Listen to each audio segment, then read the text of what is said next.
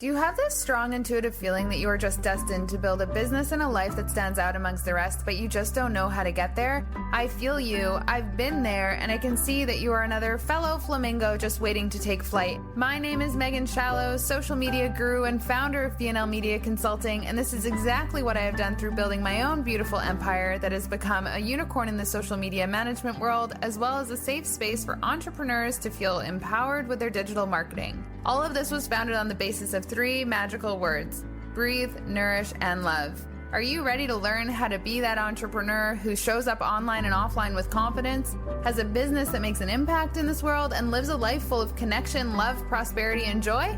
If the answer is yes, then let's go.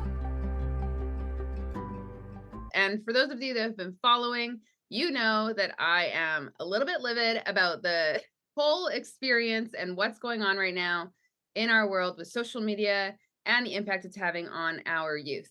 Teens especially are the target right now, but we have the up and coming generations as well. What are we going to do? How are we going to fix it? Slow and steady, but people have to talk about it. And I don't know how to talk about it, but I know people who do. And Tiana reached out through Instagram and she was like ready to rock and roll. And I watched some of her Instagram posts and I was like, yeah, she's not going to hold back in telling us what's going on. So, Tiana, really happy to have you here. How I love to start, getting to know entrepreneurs is, what is the story that got you into this niche and the niche that you're in? And then it's just a really uncomfortable conversation and it's scary and there's just a lot of feelings. And I can see when I'm talking to people, I can see that feeling come up. They their body changes. And yours doesn't, because you're so passionate about it. And so what is the story that got you into being so vocal about protecting children online? Yeah, that's a great question and a loaded question, but I can tell you that I did not set out to be on this path. My background is in psychology and counseling, and this was way back in the day where, everybody was like, if you have a degree in psychology, you're not going to get a job, and it's kind of like worthless. So I started applying to a bunch of different jobs, wanting to get literally whatever I could.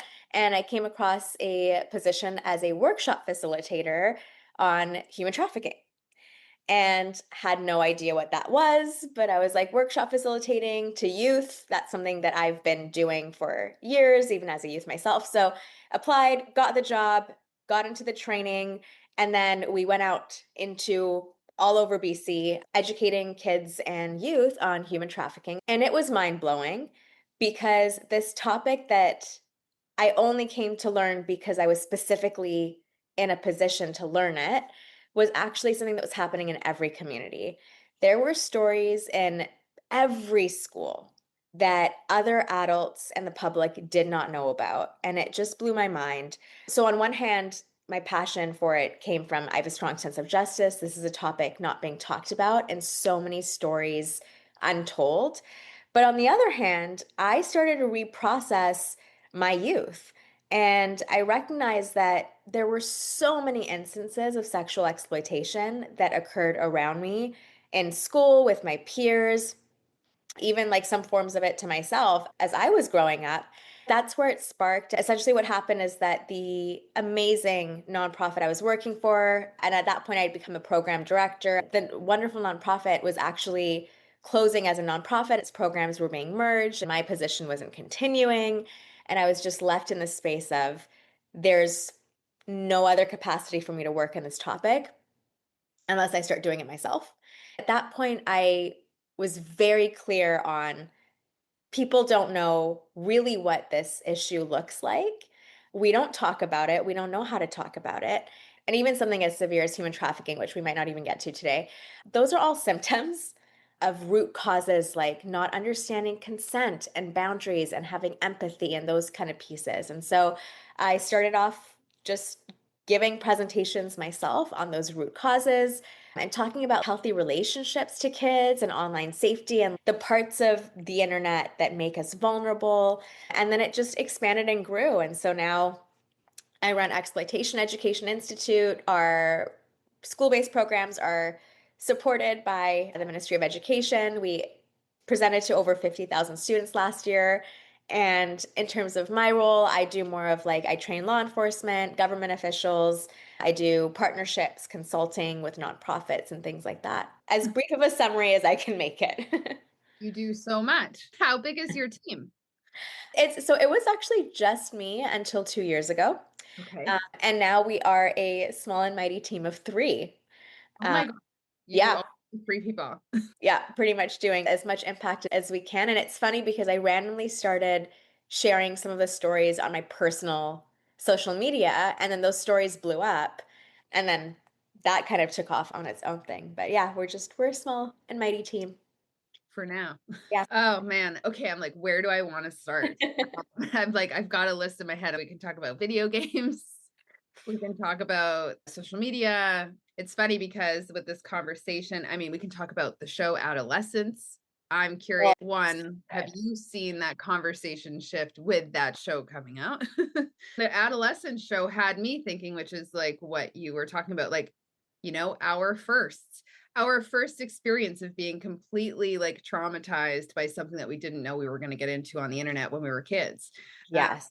I know mine was, I think, grade 5, and my friend like was like, we should go into this Beatles chat room, and I'm like, I was in grade 5. Like, I liked hanging at her house because we always ate like the crunchy Mr. Noodles in the bag, and like my Oh, mom, those are the best with the powder. yeah, Oh, so good. like she always had the best unhealthy snacks. And I remember when we went into that chat room, it was all fine. But then like something got weird. And I couldn't even tell you like what it was, but it, like we all know, like that feeling Yeah. you're a kid and you know you're somewhere that you're not supposed to be. And my mom just recently reminded me that me and my sister, because like we were obsessed with the Beatles when we were young, and we accidentally typed in the wrong way to spell Beatles to find like our favorite band online, and it was a porn site. And like my mom remembers that, and I'm like, what was with the Beatles and being a hidden like backdoor for like child, like I don't know what the word would be, but yeah, that two instances in my childhood have been related to the Beatles. And we only had the internet. Like we Yeah. www.com. Like we Yeah. didn't have everything else. Like Super Literally. Mario Kart, yeah, you were safe. Like Nintendo 64, you plug that in, you can't talk to anyone. You just got your Mario friends. So that adolescence brought that up. And I was like, oh man, didn't want to dig up this trauma, but also remembering like it's traumatic. Yeah. Healing is traumatic. And so I'm curious with the work that do you work with kids and with adults or with, Yeah. okay. Yeah. So So it's more of like this holistic approach. And with the adults, it's more about talking about like how do you have the conversations in a way that's effective for kids and also like what's going on because it's so hard to know.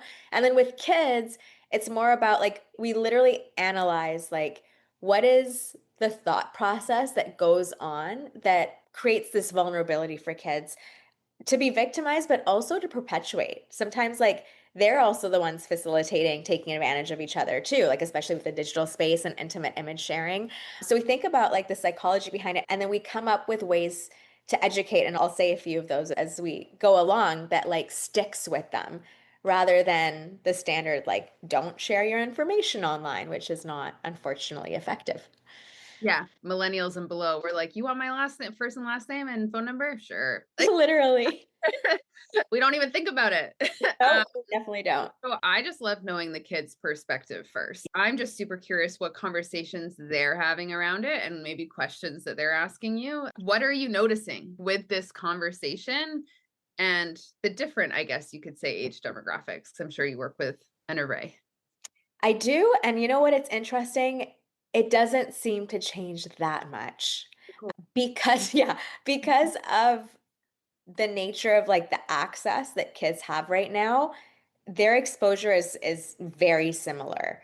We're talking, I'm sorry, I'm sick. Yeah, So I'm good. do good. Yes.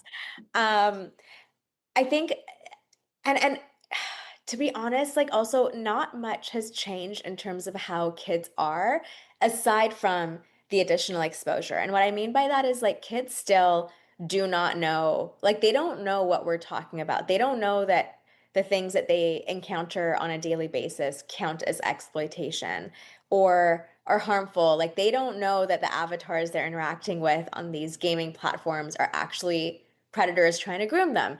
they don't know what exploitation is. They don't know the guy that's flirting with them on Instagram is not somebody that's genuinely interested in who they are. So that's one piece is bringing that awareness of like what is healthy and what's not healthy, what's normal, what's not normal, especially with a digital space. I think like the biggest things that we're seeing right now is there's huge influence with the young boys because they're on YouTube, they're on, gaming platforms or even things like Discord, or they're listening to podcasts, but they're just on the wrong channels. Social media algorithms are very well wired to like send provocative, violent content to young boys when they sign up. So that's on one hand. Then you have the intimate image sharing, and it is prevalent, like galore.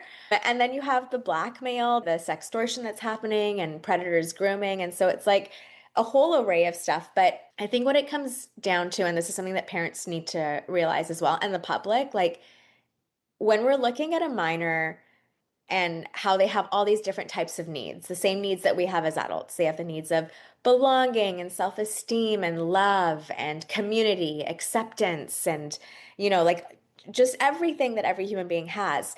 They are so much more vulnerable because they don't have all the tools that we have to meet our needs in healthy ways. So, right? Like they're minors. And so what happens is that you have someone that comes along says, "Oh, hey, I see that this is a need that you're lacking. I'm going to now be the person to fill that need. And in exchange, I'm going to coerce you into engaging in inappropriate activity." That's what we call exploitation, sexual exploitation, somebody being taken advantage of for sexual reasons to benefit the other person. And bringing to awareness for kids, like if you're engaging in any of that behavior, and it's almost because if you did that, then you would get love, then you would get protection and security and safety from someone blackmailing you, then you would get belonging and acceptance. That's exploitation, that's not consent. And so that's kind of where we start off at. And then we get into like the grooming that happens online. And how do they respond to those conversations? I think it's very eye-opening for them because they get it. The second we start giving real examples, I show them screenshots of conversations that are grooming, and they're similar to the conversations they're having, or where we're actually talking about the topics, and then we break down why is this exploitation? Why is this harmful? You see the light bulbs go off. And every time, like we get kids coming up to us afterwards and they want to just like share how they're experiencing the exact same thing. And now they just realized that it's Gosh. not healthy.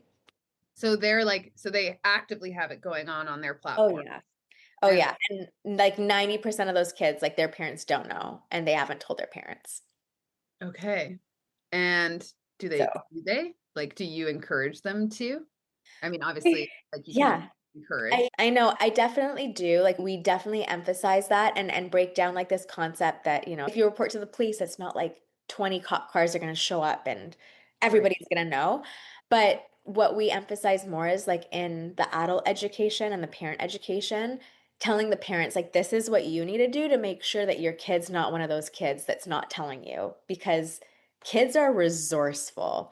If they're scared and if they're ashamed, they're not going to come forward and they're going to find all these different ways to get around you know, Yeah. And whatever so restrictions. if you were like, we've got all the social platforms, Snapchat and Instagram were brought to light on the adolescence Yeah. conversation in ways that most people I think were absolutely shocked. I wasn't shocked, but I was like confirmed. Which one would you say is like, if you had to, the most dangerous, or maybe like ranking 1 to 3?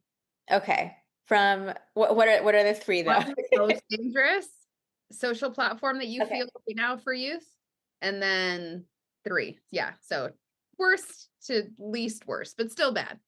Snapchat first and foremost. Okay. There's just no filters on that thing. There's just like endless, endless, endless, endless. I would say Snapchat.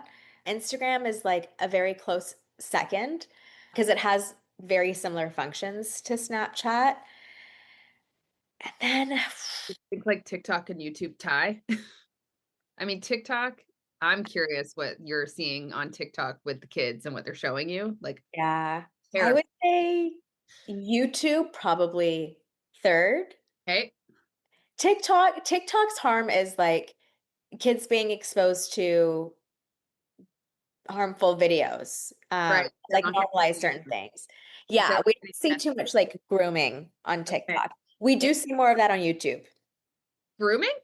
Yeah. People can like reach this is how much I like actively use YouTube. People can like reach out Oh yeah. and Oh like DM you on YouTube. yeah. Yep. I Yep. don't have that shows I've never gotten a message. Yeah, you can leave comments. You can like now, all of a sudden you have like fans on your video. And then also it's like the harmful, toxic like podcasters and influencers Tell and me more about the harmful podcasters. I mean, I don't know about you, but like if I were to think like podcasts, I just think the safest area on earth. literally. Yeah, because like I mean, I know what I listen to. It's like inspiring content. That's Yeah. what podcasts are for. But there's a dark side to podcasting, and what is it? Please tell us. Yes. And I think before I do that, you made a very interesting point that we all have to be aware of is like you and I will have completely different experiences on the same platform that a kid is getting groomed or exploited on. So again, it's like, yes, there are platforms that I would be like, okay, like Roblox, not safe for kids, stay away from that. Snapchat, not safe for kids. But it's about how you're using it, who you are on that platform. If you're a minor, you're going to be targeted kind of thing. Essentially, what we're seeing is there's different types of influencers. And right now, we are in a very interesting spot in society where we've raised our young girls to be empowered, independent, know that they are equals, having confidence, knowing that they deserve more than being objectified. Like we're raising a generation of women that are very much like equals in society, whereas they weren't before. And then we've kind of left out the boys out of the conversation. And so they're in this spot where they too have the needs of self-esteem, belonging, love, acceptance. Now, all of a sudden, they're dealing with girls acting very differently than how they are raised to interact with girls. And that self-esteem is lacking. And then they're going like, who am I supposed to be? What does being a boy look like? How am I supposed to fit in to the box, the man box? And lo and behold, there come along these influencers, these podcasters who are so toxic, and all they spew is hatred and misogyny against women. And it is this messaging that like they lure the boys in with cars, money, girls, and Yeah. just seeming cool. And then they'll start to infiltrate their messaging with you want to be objectifying girls. Women are meant to be submissive. If they reject you, like how dare they reject you? You are a man of value. And so you shouldn't be accepting that rejection, which is essentially like, not respecting consent. And so there's all these messages that these young boys are getting that are so harmful and toxic. And then you have these two genders that are just like pitted against each other. And these toxic podcasters, their influence is so strong. And we see young boys then starting to perpetrate and perpetuate exploitation and facilitating it. And they're good boys. They're just listening to the wrong thing. Cool when you would have never pegged them to be like, that's what's going on in their like psyche. Yeah, yeah, and they don't. It's like again, like they're good boys because I've had to go in and give presentations to hundreds of teens in an assembly talking about Andrew Tate when there's oh Wait, yeah, when like half the population in that assembly is like pro Andrew Tate. is that a thing like right now? Like I could have Yeah, sworn like, Andrew Tate was like a couple years ago and like he yeah. got out of jail. So this is the problem is that you're right. It was a couple years ago. I had to go and we had to like give assemblies to like all these kids and these boys to like stop this glamorization of this dude. And then he got charged and he wasn't cool anymore. But then recently he got pardoned Oh, and now he's not charged. And now it was, an allegation that wasn't proven to be true. That's the justification. And so he's huge right now. He's back. did they mention his name or was it they didn't, right? It was like just kind of like symbolizing it. Like they Yeah. alluded to it, but they didn't use his name. Yeah, I think Okay, so Andrew Tate is alive and well and infiltrating the brains of youth. And that's like especially, such a disgusting way to phrase it. But yeah. I mean, the conversation allows it, I guess. And it's men, boys specifically, who are trying to be men a lot earlier than they should be, which I mean, it's an interesting conversation because I just can't even imagine listening to that when I was a teenager or having the boys that we had listening to that. Like rock and roll was what they listened to with podcasts, which I just didn't even think youth wanted to listen to podcasts again Mhm. or two. Obviously, Mel Robbins is one of them. So, with this podcast conversation, Andrew Tate, what do they openly talk about it? Oh, Or yeah. okay, so what There's is no shame, and I think that that's the danger of it. There's no shame. He's just so normalized. And it's not just him, by the way. Like I'm talking about Andrew Tate. I feel like he's the one that started this all, and he's the human trafficker. Yeah. wow, Yeah, right? like he's admitted to it. And he did have a series on Spotify. His courses on how to pimp women out were on Spotify. What? Yep. Yep, Spotify allowed them, and they only got taken down because of severe advocacy from the public. But it's not just Andrew Tate, there's so many other ones. And like, Are there some names that you do know off the top of your head? I'm just curious. I know the names, and for some reason it's not coming to my head. But I will say, if you come across language like red pill, blue pill, or like, Referring to the Matrix. yes, the Matrix, high value man, talking about women as females. So like Those he's taken like a pop culture red pill, blue pill, like parents would just be like, oh, they must have watched the Matrix. It's actually a guy, like a disguise. Yeah, no, it's a red flag. It's a In red flag. Yeah. okay. And I would say too, like the messaging that girls always got growing up, especially when you get into your preteens and teens, is like, what's your value and self-worth based off of? And it was always connected to getting boys and them finding you attractive and beautiful. And so like, how do you do that? And now with the boys are like, well, I want to be liked by girls. How do I be liked by girls? And then you have well, you sure as heck better not accept them rejecting you. How dare they reject you? You should feel anger that somebody is rejecting you. How dare women sleep with other guys? They should be pure. Like just gone way over to the it's like backwards. So Oh women yeah. are getting or young teen girls are getting one message and then young boys are getting the other. Do you find like, when boys do talk about it, are you seeing like the popular like crowds of boys being the ones that are like really leaning into that? It's all of them. It's all of them. And they become popular, like they all understand each other and like it almost does it make them more cool in the eyes of other teens if they're diving into that conversation? No, it's actually a huge divide. If anything, it's only amongst boys because the girls are very like, you know, they don't like it, but the boys love it. And then there's this clash and it creates this like gender war almost in the schools. And there is no shame because the guys don't understand. Like that's what I'm saying. They're good kids. They don't mean to be bad. And what's interesting, by the way, is like in the presentations that I used to do, before I even talked about Andrew Tate, I would take some of his quotes that were just so disturbing and disgusting. I would take some of his quotes and I would put them up on the slide with no context. And I'd allow everybody to react however they wanted to. And like all the boys reacted as though this is gross. Like, how can somebody say something like this? Is this from the 1950s? Blah, blah, blah. And then after that, it was like, no, this is all from your beloved Andrew Tate. And so I think that again, like further demonstrates like they're good kids. They're just being brainwashed like crazy. And as a parent, like you're going, oh, like my young boy, first of all, like he's a boy, I don't have to worry about him. And then he's just on YouTube, he's just gaming, he's listening to podcasts. That's amazing. He's learning, he's educating himself. But it's like, no, what is he listening to?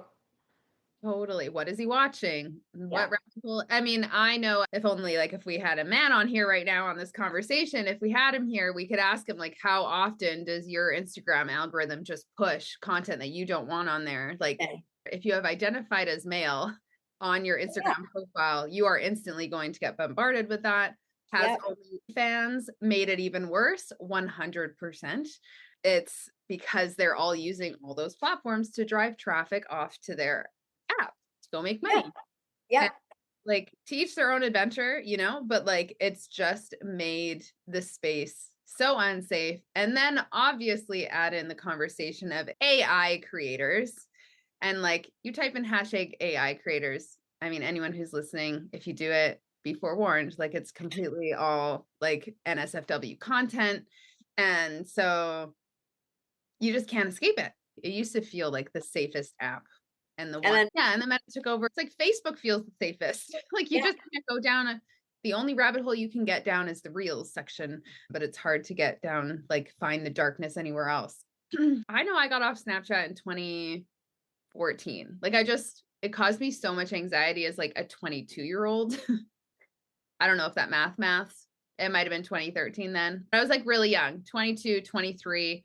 Snapchat was so anxiety provoking. Like the only person that didn't cause me anxiety was my sister because she would always reply after reading. But like anyone else, like just, and especially like add in your crushes and stuff like that. Like it's just not even. It's like getting ghosted on every platform you're on.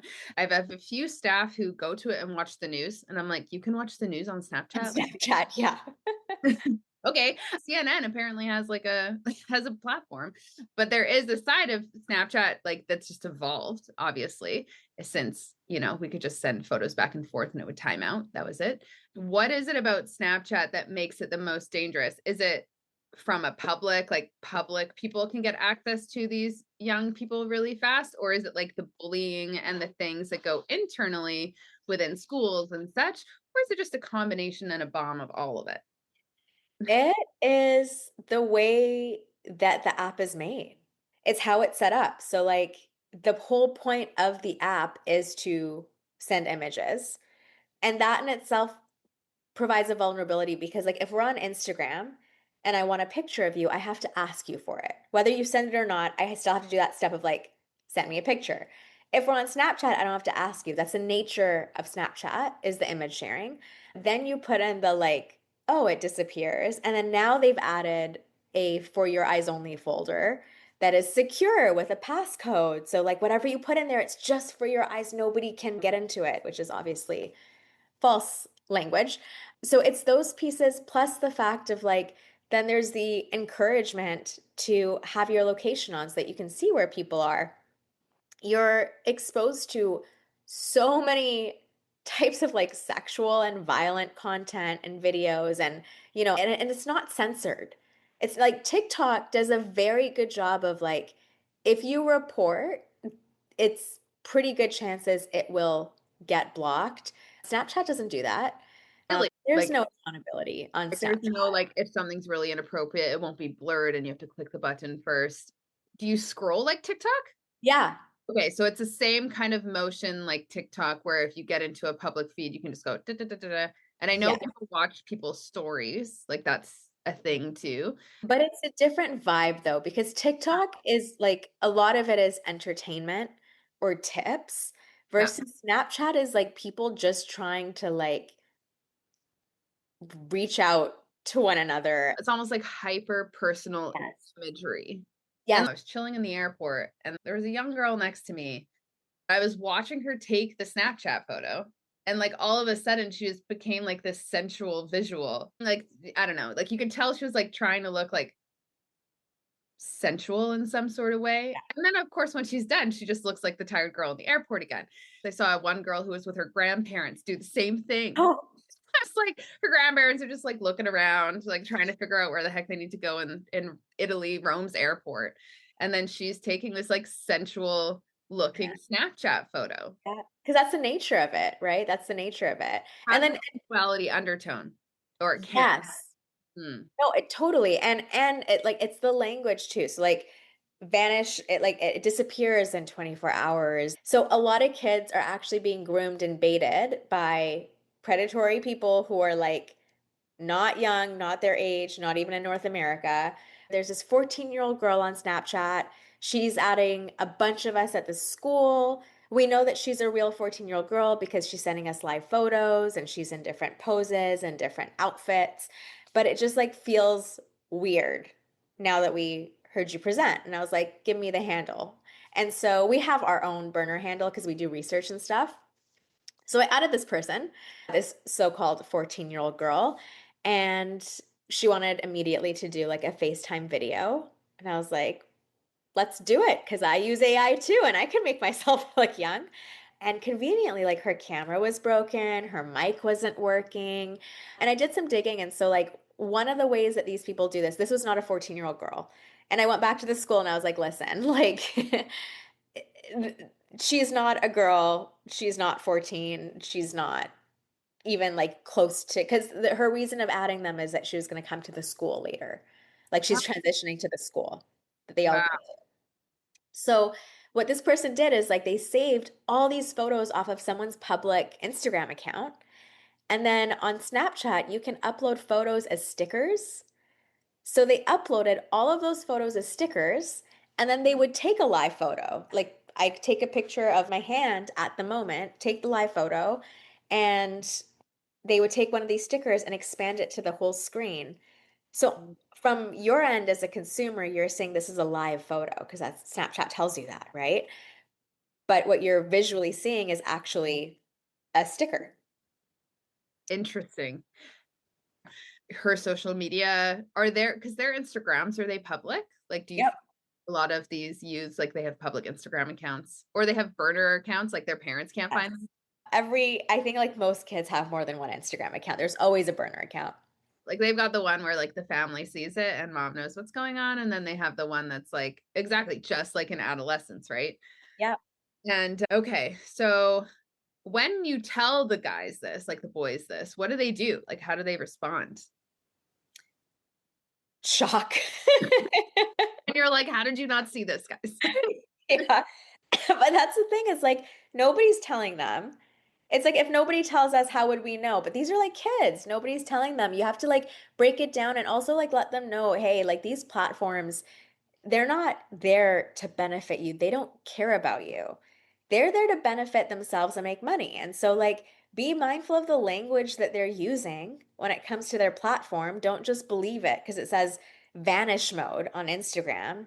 Doesn't mean that it's actually going to disappear. It's not how the internet works, you know? Anybody can like use live photos or like use AI in the moment. Like, I could be a man right now talking to you and you would have no idea because I'm using AI, right? So, So, like the kids, they're shocked. Do you find that it emotionally impacts them too much, or are they just like, well, I mean, of course, there's an emotional piece, but I feel like the emotional impact, my hypothesis would be the parents. Like emotion, like for them, they're just like, the kids are like, huh, yeah. okay, now I know. I wish I had known sooner that this was probably not real. Yeah. So going over to the parents, I mean, I know my intuition around parents is all parents should understand how all social media platforms work. Not turning a blind eye to be like, it's just not my generation. If you're going to let them on, you better know how that works and try to go find the dark web of it. Like, Yeah. try actively, and you will find it so that you know that it's there. I was on an island in Thailand called Koh Phangan. It's a full moon island. They hang out there, which is fine. Again, choose your own adventure, make money how you want it. But I didn't realize that Twitter and Reddit were Yeah. the main drivers for NSFW content into OnlyFans. Like I didn't know that that was, and I kind of knew that Instagram was and TikTok were playing in that realm, but actually Twitter and Twitter's the for the worst. revenue drivers, they're the Yeah. ones that are making these creators bank on that app.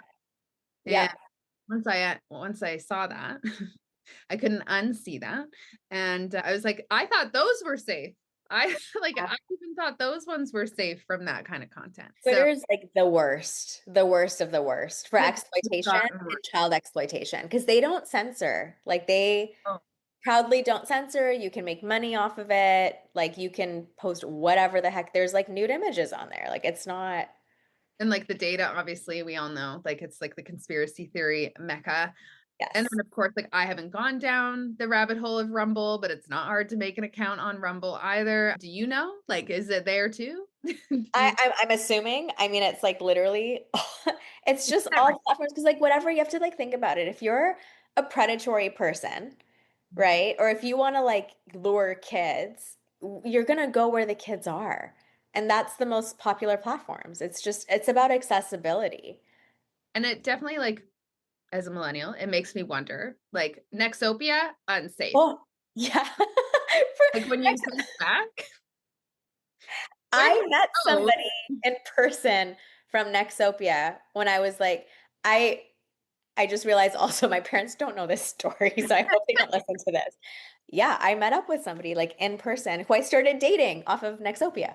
OMG. And how old were you? 13, You're like, "I don't wanna tell my parents." You don't have to. I was 13.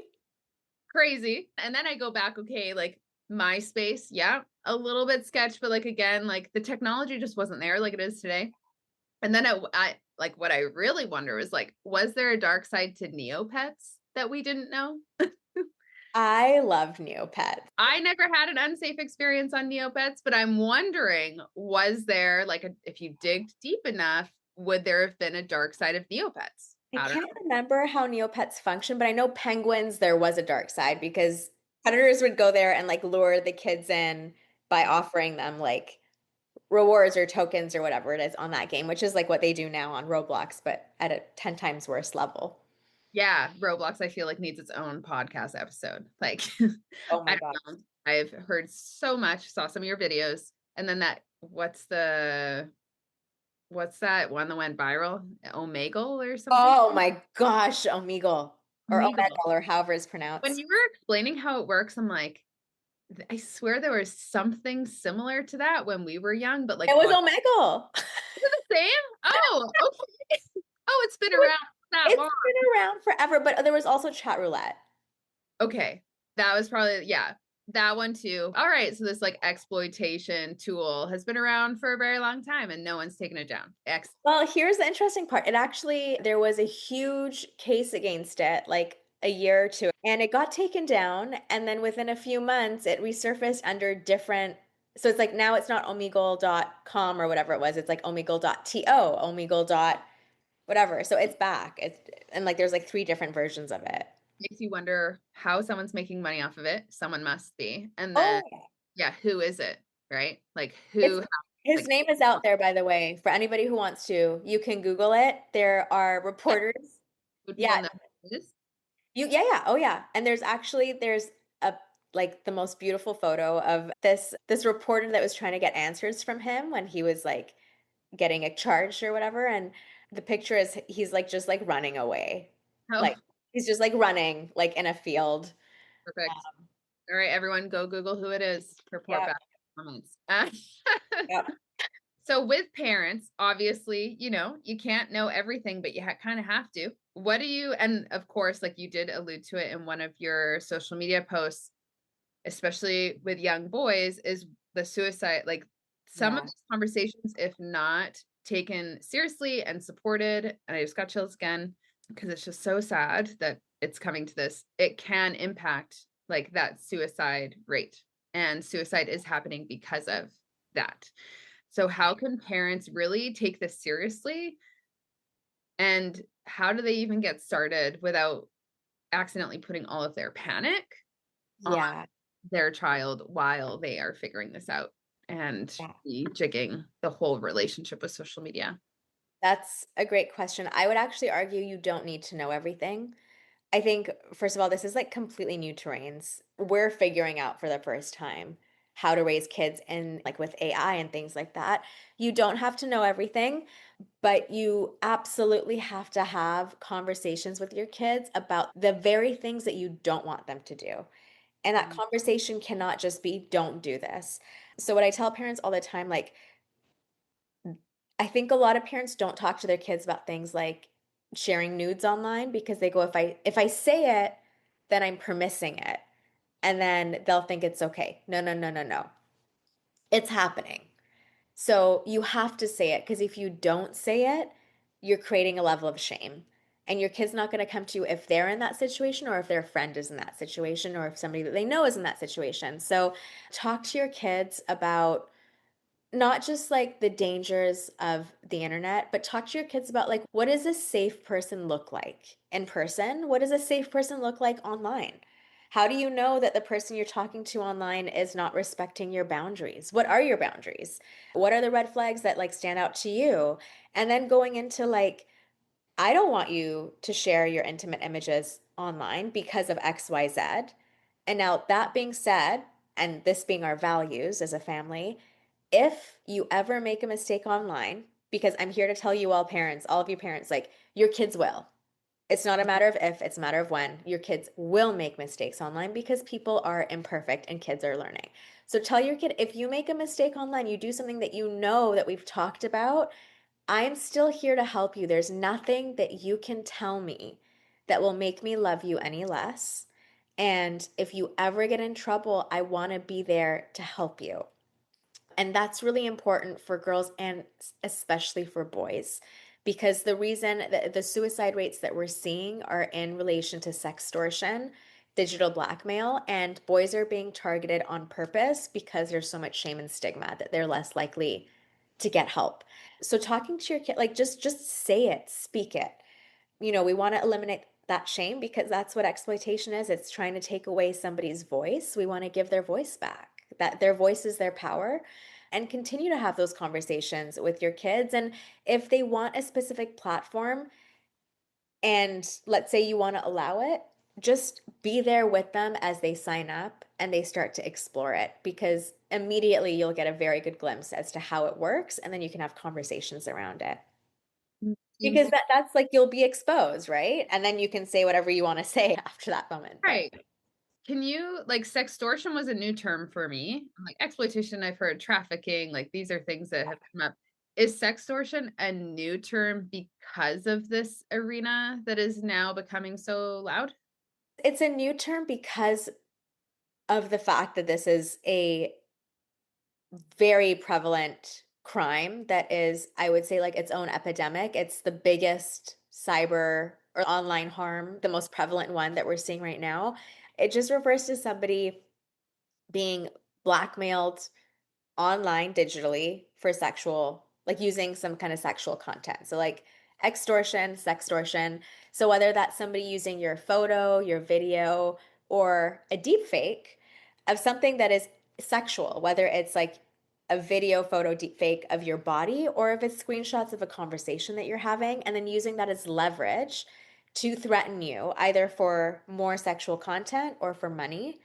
And majority of the time right now it's being done for money. At that point, sexuality, romance, connection doesn't matter, gender doesn't matter. It's just about like how easily can I trick somebody and scare them into then paying me, and that's why boys are being targeted. It's funny, I brought up this term in a meeting with my staff, and she's like, I don't even want to talk about it. Deep fake. Define it and provide Okay. an example.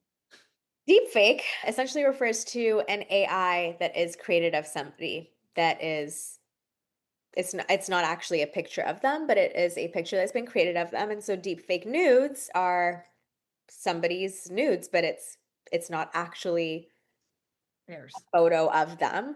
but you're There's Yeah, so there's hundreds of apps right now where that specifically make deepfake nudes, like that's what they're meant for. Yep. Deepfake nudes and videos, and all you need is just one picture of somebody's face. just their face. And one picture. So like if I have a profile picture of myself and my daughter on Facebook, but the rest of my Facebook is private, they can just take that one picture and create thousands of nude images in seconds, like thousands in seconds. With them. Are they trying to make money off of them?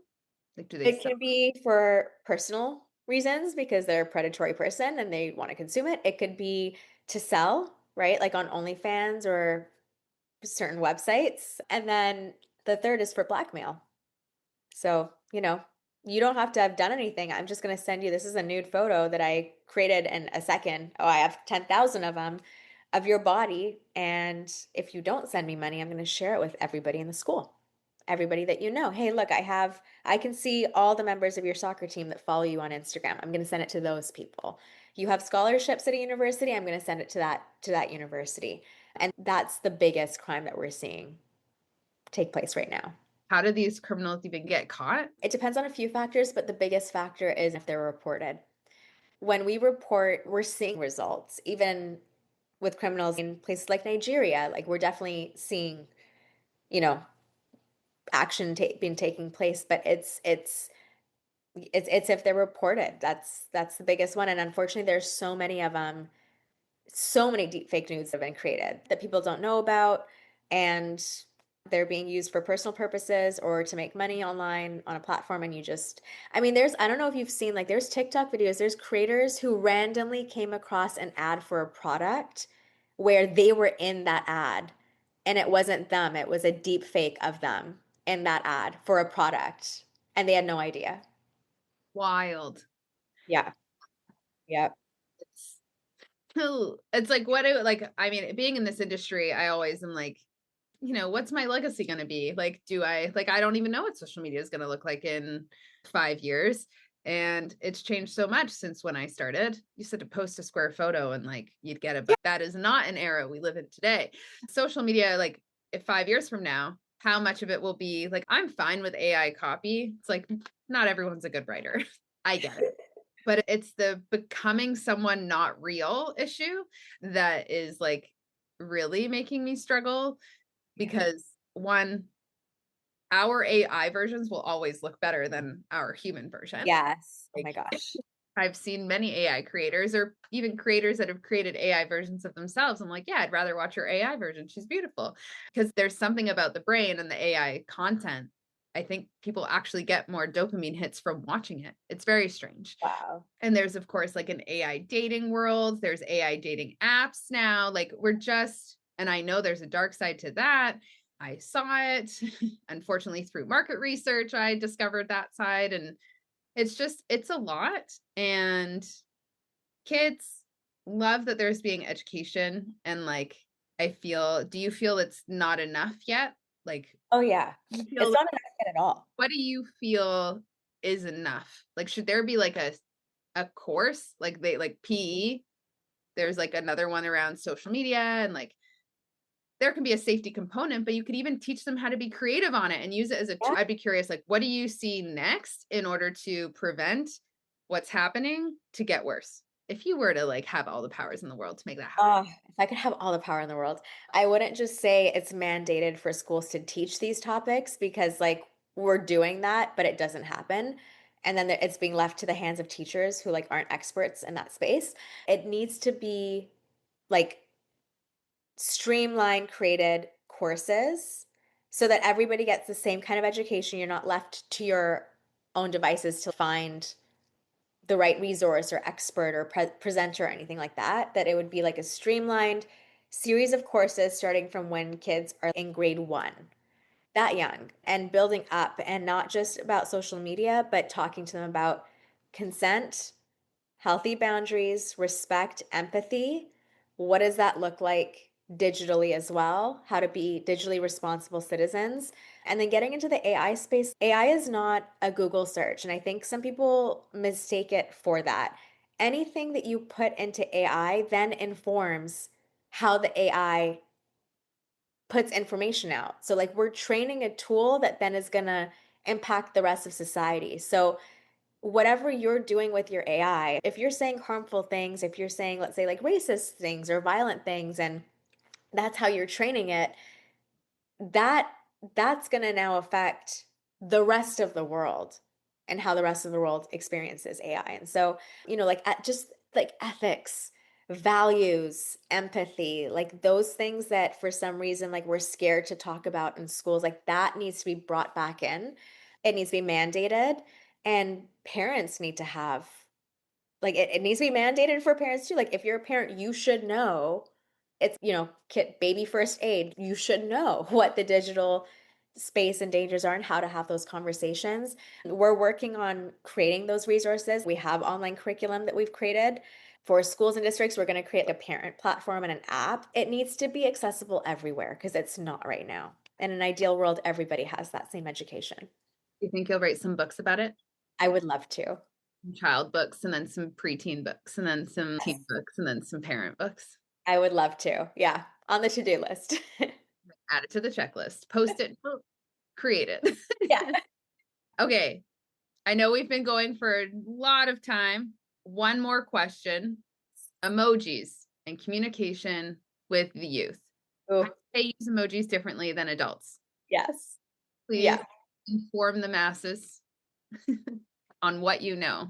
Okay, well, first of all, the meaning for emojis continues to change and shift constantly. So whatever I might say right now can be something else later. Like the spaghetti noodles is another way of saying nudes. It's not just like the eggplant and the peach emoji Yeah, that they don't play with those because that's too obvious. that's way too obvious. Yeah. And there's also different emojis like to indicate drug use and things like that. There's also emojis to indicate there's a parent watching over me because I think it's changed. Like Right. there's like so like I think even like with the drugs recently, the most recent one was like a yam, for example, is like a type of drug. But I say this and then tomorrow it could be something different. Because the adults have uncoded it, so you have to change it because the adults know.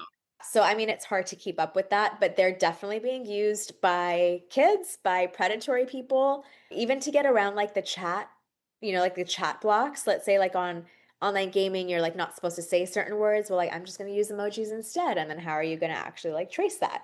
Yeah, that one's a tough one. I would say that the more open conversations you have with your kid and the less consequences and punishment you give them for making mistakes online, the more likely they're going to share all that stuff with you. They won't be using, code names. But if you're the kind of parent that's like, oh, you didn't do your chores, I'm going to take your tablet away, you're asking for trouble at that point because They have that's when they start to create the secrets. like there are words that aren't even in the dictionary, and parents are just like, I don't know what that even is. So I think that that's a perfect example of like, we have no idea. So they're able to have all these conversations because we don't know what they're alluding to. Moving towards them and getting to know them is like the best way to enhance their safety, of course. But you've made some amazing points. Obviously, we didn't even touch video games. We literally only touched Snapchat. And it's Yeah. so I'll probably have to have you come back to give us the download on everything else. But a lot of cool points. I'll put as many links as I can in the podcast notes. I'll collect some stuff from you, Tiana. And yeah, I look forward to hopefully having you on again. And maybe we can get like some parents and teachers and stuff sending us even more questions. Yeah. But I'm really excited for where your business is going and what you're doing because it's so important. And you have a very safe, open energy about you. And I know like with the young ones, with the youth, like they really love that. And they will share everything, the things you know. So excited to continue to watch you on social media. All of you must go follow her social. Are you on YouTube as well? Yes, yeah, but YouTube is under exploitation education. Okay, awesome. Well, we will put all the links below. And thank you so much for having me. Have you. Thank you for having me. Welcome. And looking forward to seeing what's next.